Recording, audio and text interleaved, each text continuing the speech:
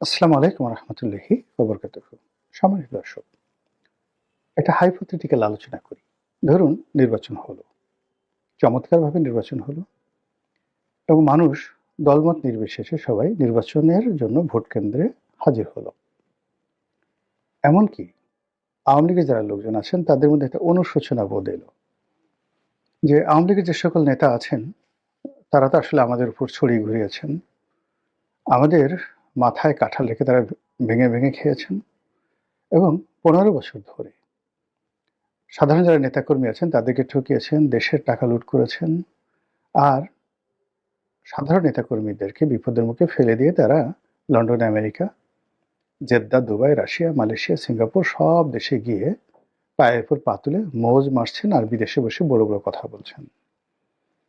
আর বাংলাদেশে যারা আছেন, কেউ পালিয়ে আছেন, কেউ জুলুম অত্যাচারের শিকার হচ্ছেন, একটা বিরাট অংশ জেলখানাতে আছেন, ইত্যাদি ইত্যাদি সবকিছু। কাজেই তাদের ভিতরে একটা অনুশোচনা হলো, বাদ দেন এই সমস্ত ব্যাপারে, গণতন্ত্র আসুক, সুশাসন প্রতিষ্ঠিত হোক, আমরা যে ভালো প্রার্থী যাকে পছন্দ হবে তাকে আমরা ভোট দেব এবং এজন্য আওয়ামী লীগের সকল ভোটাররা ভোট কেন্দ্রে গেল।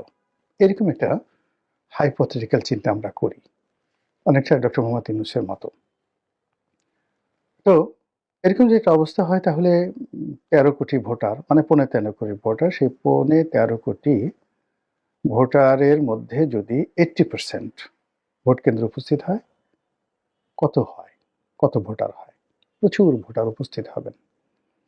এখন এই যে ভোটার ধরুন ১৫-১৩ কোটি ভোটার, এর মধ্যে 80% ১০ কোটির বেশি হবে। ১০ কোটি ধরে একটা রাউন্ড ফিগার ধরে আমরা আলোচনা করি।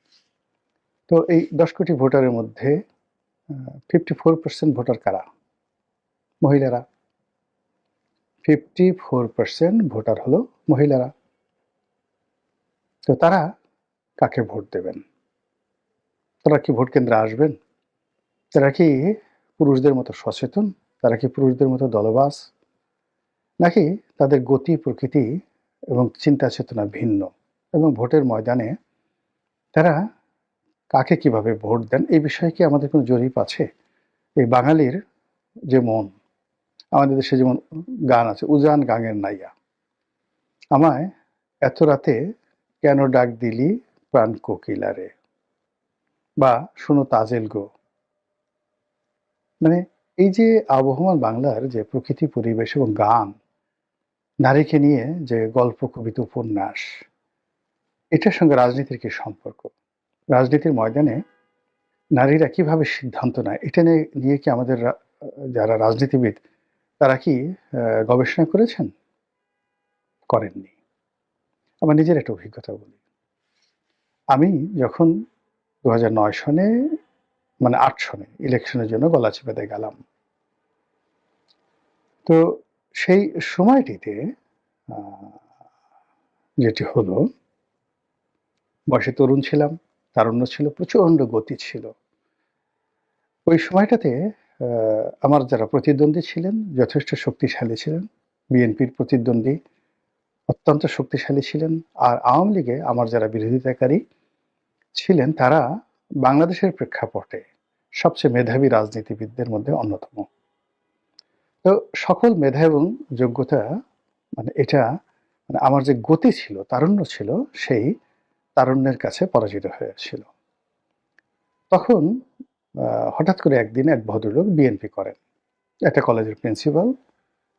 তো উনি খুব বেশ স্ট্রেট এবং ফরওয়ার্ড ওয়েতে যাকে বলা হয় আমাকে বললেন যে, আপনি আসছেন, আপনি তো একটু ইয়াং, এখন আপনার বয়স আছে, এই বছর না হলেও ভবিষ্যতে হবেন আর কি। তো ভবিষ্যতে মানে আমি বিব্রত হলাম না। আমি তারা বললাম যে, ভাই আপনাকে একটা কথা বলি, আপনার বয়স হয়ে গেছে, আপনি এখনো তরুণদের মন মানসিকতা সম্পর্কে বুঝতে পারেন না, নারীদের মন মানসিকতা সম্পর্কে বুঝতে পারেন না। আপনি আর বছরখানেক পরে রিটায়ার্ড করবেন, ইউ আর এজড ম্যান। আপনি লিখে রাখেন, আপনি ভোট আমাকে দিবেন না, কিন্তু আপনার স্ত্রী এবং আপনার সন্তানেরা আমাকে ভোট দেবে। লিখে রাখেন আপনি, এবং আপনাদের এই তাদের ভোট নিয়ে আমি পাশ করব। পরবর্তীতে আমি খোঁজ নিয়েছি, দেখলাম যে আমার সেই প্রেডিকশন ঠিক হয়েছিল। ওই ভদ্রলোক আমাকে ভোট দেননি, কিন্তু তার স্ত্রী এবং সন্তানেরা আমাকে ভোট দিয়েছিল, অথচ আমি তাদের কাছে যাইনি, বলিনি, এবং এই যে ভদ্রলোকের সঙ্গে আমার যে কথাবার্তা হয়েছে এটা আমি আর ওই ভদ্রলোক ছাড়া কেউ জানেননি। এই হলো বাস্তবতা। তো এটা আমি কেন এবং কিভাবে বলেছিলাম এভাবে যে সাবের হোসেন চৌধুরী যখন প্রথমবার সেই নির্বাচনে দাঁড়ালেন, তো আমি ওই এলাকাতে একদিন গেছি। উনি বাসা ওই এলাকাতে একটা বাসাতে গেছি। তো নিচতলাতে মানে একটা গলির মধ্যে সাবের হোসেন চৌধুরী নির্বাচনী প্রচারণার জন্য নামছেন। তো নামার পর সেই যে বিভিন্ন বাসার মহিলারা পাগলের মতো সাবের হোসেন চৌধুরী আসছে এই কথা শোনার সঙ্গে সঙ্গে মানে ব্যালকনিতে দৌড়, নিচে দৌড়, মানে তাকে এক পলক দেখার জন্য তার প্রতি যে আগ্রহ, সেটা আমি একেবারে ওই সময়টিতে মানে একেবারে বিস্ময় বিমূঢ় হয়ে গেছিলাম। হাউ ইট ইজ পসিবল, কেন? তো এই যে বাসায় আমি গেছিলাম, তো সে বাসার মহিলারা অত সচেতন নন, কিংবা তারা সাবের হোসেন চৌধুরী কে, কোন দলের, ইত্যাদি ইত্যাদি মানে তাদের জানারও কথা নয়। কিন্তু ওই সময়টাতে নির্বাচনের ময়দানে তাদের একটা ক্রেজ তৈরি হয়ে গিয়েছিল তাদের মধ্যে সাবের হোসেন চৌধুরী সম্পর্কে। সে ধনী, সে হ্যান্ডসাম, লেখাপড়া জানা, শিক্ষিত, সজ্জন, ইত্যাদি নানা রকম ইতিবাচক কথাবার্তা। তো ওটা আমার মনের মধ্যে ছিল। আমি যখন নির্বাচনের ময়দানে গেলাম, তো সঙ্গতির কারণে আমার যারা প্রতিদ্বন্দ্বী বিএনপি, আওয়ামী লীগের, তারা ওখানে অত্যন্ত পরিচিত মুখ। তারা কি ভালো করতে পারেন, কি মন্দ করতে পারেন, এটা সবার মুখস্থ। তাদেরকে নিয়ে মানুষের কোনো আশা ছিল না। হতাশা ছিল, দুরাশা ছিল, রাগ ছিল, ক্রোধ ছিল। তো আমি যখন গেলাম তখন আমাকে নিয়ে তাদের একটা স্বপ্ন ছিল। এরপরে অনেকে আমার মধ্যে তাদের সন্তানের ছবি দেখতে পেরেছেন, ভাইয়ের ছবি দেখতে পেরেছেন, বন্ধুর ছবি দেখতে পেরেছেন। ফলে নির্বাচনের মাঠে একটা জোয়ার তৈরি হয়ে গেছিল, যেটা প্রার্থী হিসেবে আমি কিন্তু টের পেয়েছিলাম।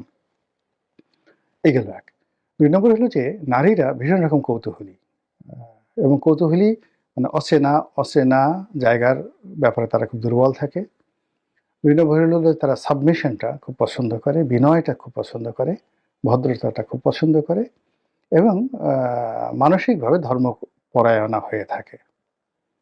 এগুলো মহিলাদের। আর নতুন যারা ভোটার আছে, একেবারে তরুণ যারা ভোটার আছে, তারা মানে যাকে বলা যেখানে তারুণ্য আছে, যেখানে স্বপ্ন আছে, যেখানে গল্প আছে, যেখানে ভবিষ্যৎ আছে, এই জিনিসগুলো তাদের কাছে উপস্থাপন করতে পারে। নাটক আছে, সিনেমা আছে।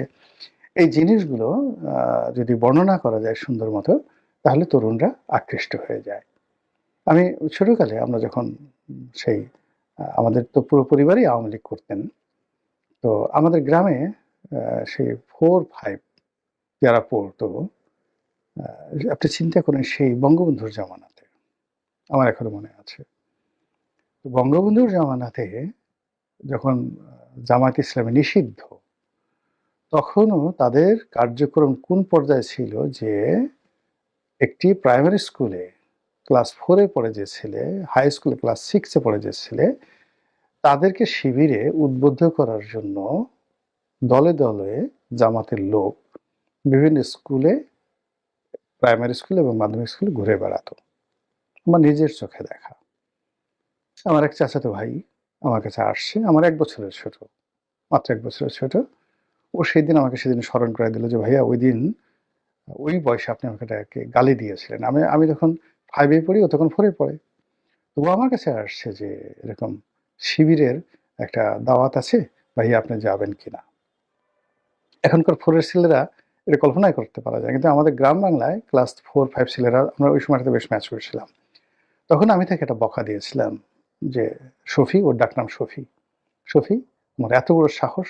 লেখাপড়া ছেড়ে তুমি এই সমস্ত আজে-বাজে জিনিসের মধ্যে জড়িয়েছো। যাও!" তো ও আমাকে এই কয়দিন আগে বলল যে, "ভাই আপনার মনে আছে ওই সময়টাতে আপনার ওই পার্সোনালিটি ছিল যে আপনি আমাকে একটা গালি দিয়েছেন। আমার জীবনে শিবির করাও হয়নি, আর কোনো কিছু করা হয়নি। কিন্তু আপনি এই যে আমাকে গালি দেওয়ার যে সক্ষমতা অর্জন করেছেন, সেখান থেকে আল্লাহ আপনাকে কোথায় নিয়ে আসছে?" এই কথাগুলো তারা বলছিল। তো এটা বললাম যে জামাত শিবিরের যে কার্যক্রম, সেই কার্যক্রমটা তৃণমূল লেভেলে কিভাবে ঘটে, যাদের অভিজ্ঞতা নাই তারা সেই জিনিসটা বুঝতে পারবেন না। কিছুটা বুঝতে পেরেছেন মির্জা আব্বাস।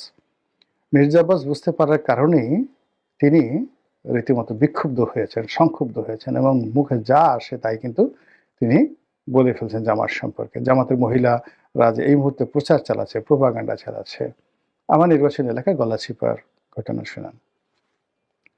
গলাচিপাতে সেই ওখানে তো আমি যখন ছিলাম শিবির, জামাত এগুলোর নামগন্ধই ছিল না। আমার ধারণা ছিল ১,০০০-৫,০০০ লোক জামাত শিবির করে। কিন্তু ২০১৫ সনে এসে সরি ১৮ সনে আমি যখন বিএনপি নির্বাচন করতে গেলাম, তখন যেহেতু জামাত শিবিরের সঙ্গে ঐক্যবদ্ধ ছিল, জামাত শিবিরের লোকজন দেখলাম এবং ওদের কাছ থেকে জানলাম যে ওদের ১৫,০০০ একদম লিস্টেড ভোটার আছে। এটা ২০১৮ সনে।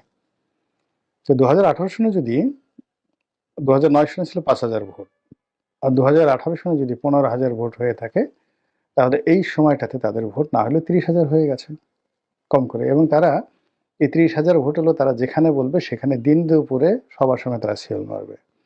কিন্তু আমার নির্বাচনী এলাকাতে যে ৪.৫ লাখ ভোটার আছে, সেই ৪.৫ লাখ ভোটারের মধ্যে যদি ধরেন ২.৫ লাখ বা ২ লাখ নারী ভোটার আছে, এই ২ লাখ নারী ভোটারকে টার্গেট করার জন্য জামাতের নারী কর্মীরা প্রত্যেকটি মহিলার কাছে চলে গেছে। তাদের যারা প্রতিপক্ষ মিছিল করছে, মিটিং করছে, স্লোগান করছে, এক পক্ষ আর এক পক্ষকে হুমকি ধামকি দিচ্ছে, কিন্তু বুকের মধ্যে একটা কোরআন শরীফ রেখে, একটা জায়নামাজ নিয়ে, একটু আতর নিয়ে, মানে কোনো মহিলার কাছে গিয়ে জামাত ছাড়া এই পর্যন্ত কেউ দাওয়াত পাঠায়নি। তো এভাবে ধরেন বাংলাদেশের যদি ৫.৫ কোটি মহিলা ভোটারদের কাছে জামাত ইতিমধ্যে তাদের দাওয়াত পৌঁছে দিয়ে থাকে, তার মধ্যে কতজন মানুষ কমিট করেছে, কতজন মানুষ বায়াত গ্রহণ করেছে, কতজন মানুষের মন নরম হয়েছে এটা আমরা জানি না। কিন্তু মহিলাদের একটা চরিত্র হলো তারা কথা দিলে কিন্তু কথা রাখে।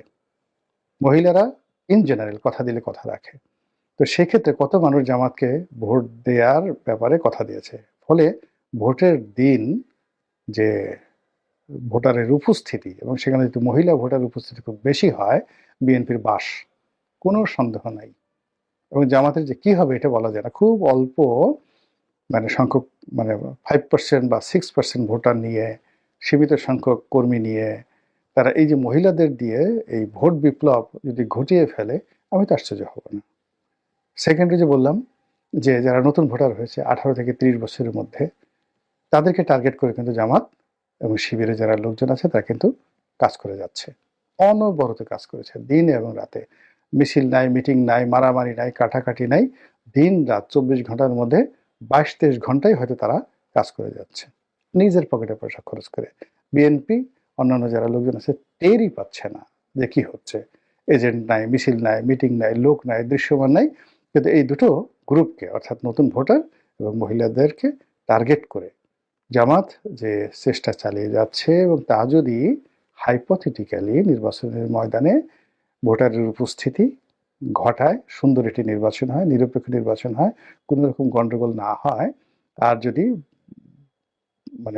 সবাই ভোট দিতে সুযোগ পায়, তাহলে এই যে বললাম মহিলা ভোটার এবং নতুন ভোটারদেরকে দিয়ে জামাত যদি একচেটিয়া ব্যাটিং করে এবং ছক্কা মারে, কি করবেন আপনি বলেন? আমাদের গ্রাম অঞ্চলে গালকে বলে টাউয়া। নিজের টাউয়া ধরে টানাটানি করা ছাড়া আপনার আর কিছুই থাকবে না। আসসালামু আলাইকুম রহমতুল্লাহি ওয়া বারাকাতুহু।